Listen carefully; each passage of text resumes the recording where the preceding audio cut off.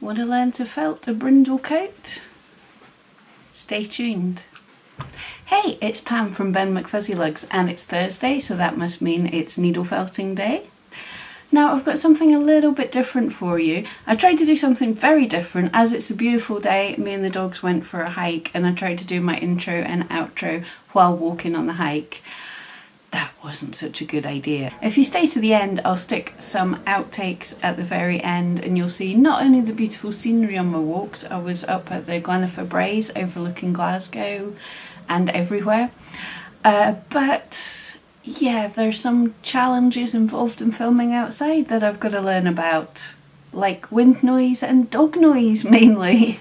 So the other thing that's a little bit different is I'm trying different methods. We're not just tutorials, but this is things that I've heard from other people. I'm giving them a try. So usually for a brindle type dog, I would felt him in his base colour. In the case of this dog, it would be black. Let's see if he wants to show you. I would felt him all over in black, and then I would just felt stripes of the opposite colour, the tan colour. I would just felt gentle stripes of them in, but I wanted to try a different method to see how it works. So this is a you learning along with me method. So what this method was to make the brindle is, once I'd made the dog in black and he was nice and firmly felted, I was separately going to make a coat for him. Basically just felt a separate sheet and then pop it over him and felt it in place. What I did for that is I took some carded black, I think it's merino fibre I was using, and I laid that out in a relatively thin but even piece, and I used my felting cushion for this, go me, and in a nice square, about the size of my hand actually, because that would give a nice size to cover one of my small dogs.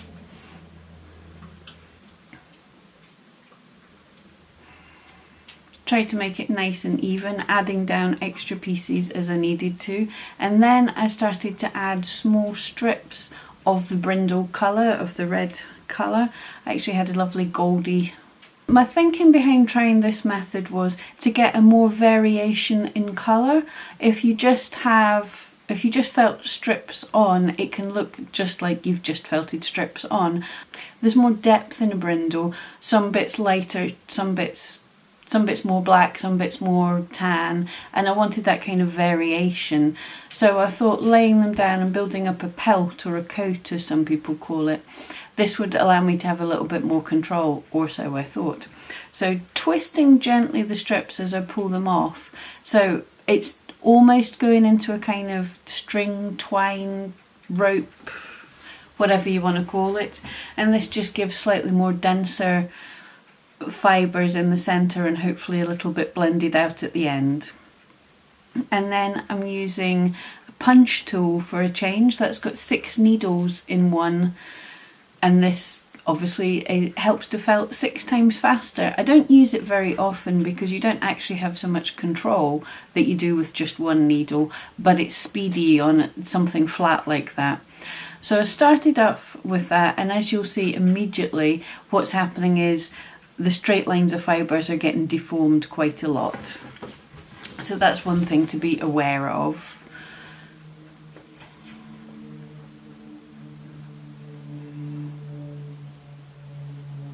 But felting over it, I don't want this piece felted solidly, just enough to hold together nicely, because it's then going to be felted onto the dog, obviously.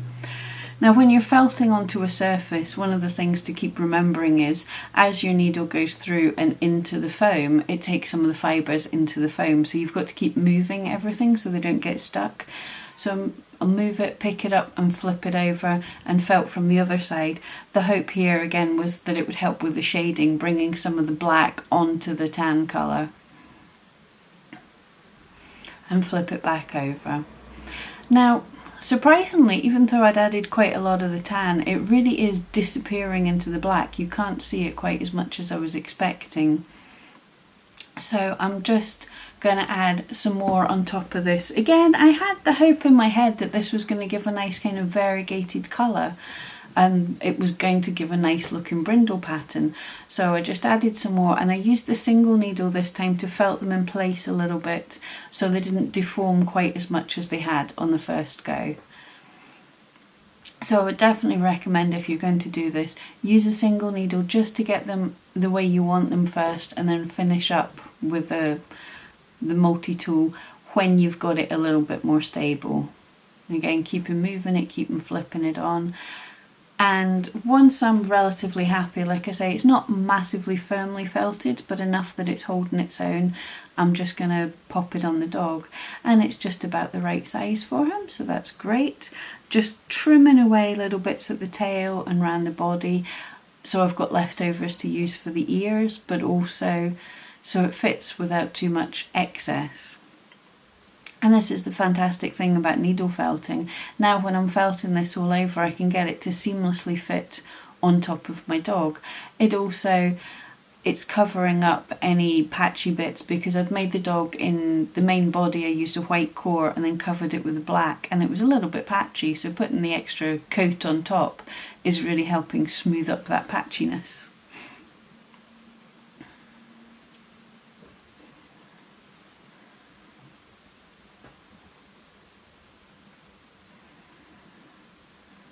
I just spent a good bit of time working on felting over that to get it to blend seamlessly into the dog, and here are the results.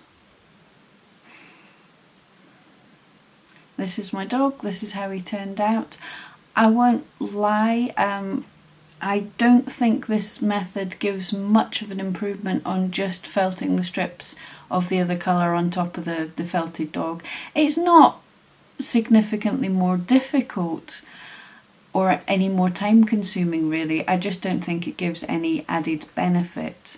So in the past, when I've made a more complicated coat, for example the leopards and cheetahs, with all those spots and the shading and everything, a leopard in between, it has lots of different colours in the actual spots. So making a coat, first of all, on the flat might have been a bit easier, because I can go over it with the punch tool and just be a little bit quicker and maybe have a little bit more control. But as a method for making a brindle coat, I'm really not all that impressed.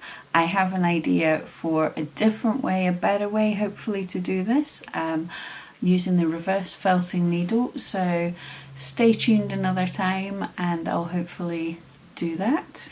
So thank you for joining me today on today's Thursday's needle felting tutorials, or in today's case, does this method work? And I really think the answer for this, in this case, is no. If you liked this and you want more needle felting tutorials, please subscribe and come back every Thursday. And if you like this, give us a thumbs up. And if you want to hang around, I'm just gonna pop on some of the bloopers of myself and the dogs on our little walk. Thank you so much for being with me, and see you next time. Hey, it's Pam from Ben McFuzzylug. Too nice a day to do my intros and outros sitting in the house. So we're going on a hike with the dogs, which means, where is he? Ben's rolling in the mud. Nice. So today we felt them in.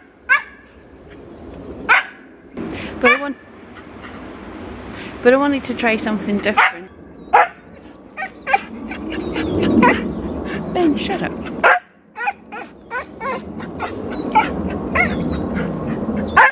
Making the colour first